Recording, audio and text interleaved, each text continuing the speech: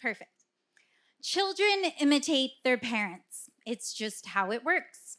The first time I learned that, I was 6. I remember sitting on our long brown couch, my legs not long enough to hang down, so the TV was situated perfectly between my feet. I flipped through the channels until I got to some daytime talk show, something like Ricki Lake or whoever came before her. The topic of the episode was the cycle of abuse. I didn't know what any of that meant, but as soon as they started talking, I suddenly had a word for my scary firecracker of a father and what I had been experiencing since before I could even remember. His rage. Uncontrollable, erratic, red-faced, clown-tempered rage that could lash out at me or my brother or our mom at any time. At home, when the bomb went off, it meant being called names that I knew were just grossly wrong for any child to ever hear, especially directed towards them. Words I wouldn't even repeat to a room full of adults. And sometimes it escalated to what used to be a highly acceptable form of discipline, spanking. It was the way of the Old Testament to instill the fear of God upon your children.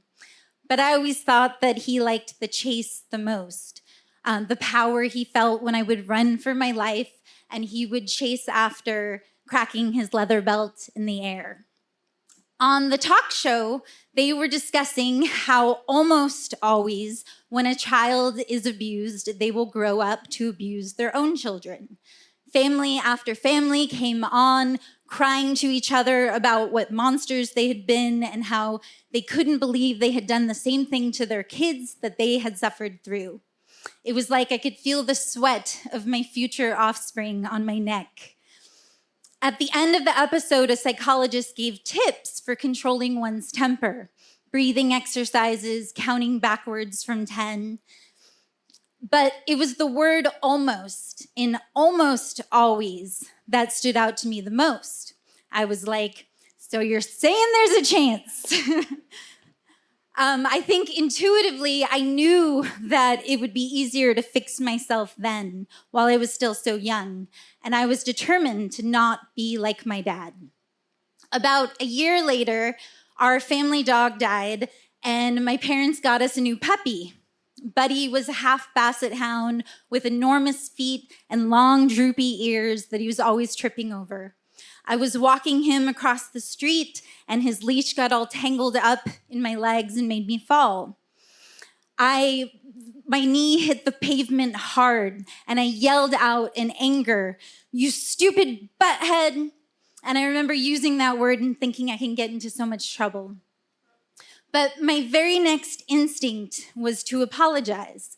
And that's where I caught myself.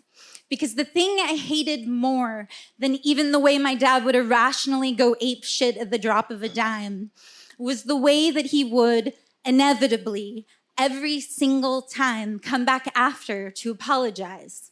Sometimes later that night or the next morning, but he would always show up begging for my forgiveness, groveling, tears in his eyes, swearing on his life that he would never do it again, every single time.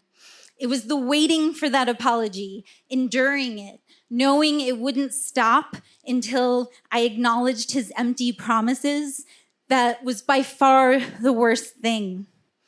So after yelling profanities at my sweet, oversized puppy, I caught myself with this overwhelming urge to apologize. The talk show lesson came rushing back, and I sat down on the pavement next to him and said, "Buddy, I'm not going to say I'm sorry. If I do, I'll just do it again. So I can't. Only time will prove it to you." And I gave him a big hug. After that, it became easier and easier to catch my temper. I got really good at breathing and counting and feeling it come on before it even went up in the first place. I've often wanted to go back in time and thank my young self for doing that work, not just for me, but for my own child, who I'm proud to say I have raised without ever verbally or physically abusing. And I'm also grateful that my dad suffered a couple near-death experiences. That caused him to realize he finally needed to learn how to start controlling his own temper. Because after all, he's just a product of the same cycle. And so were his parents before him, and their parents, and theirs, all the way back to whoever that first bastard was. And I know now that anyone at any age can learn to become the almost. Thank you.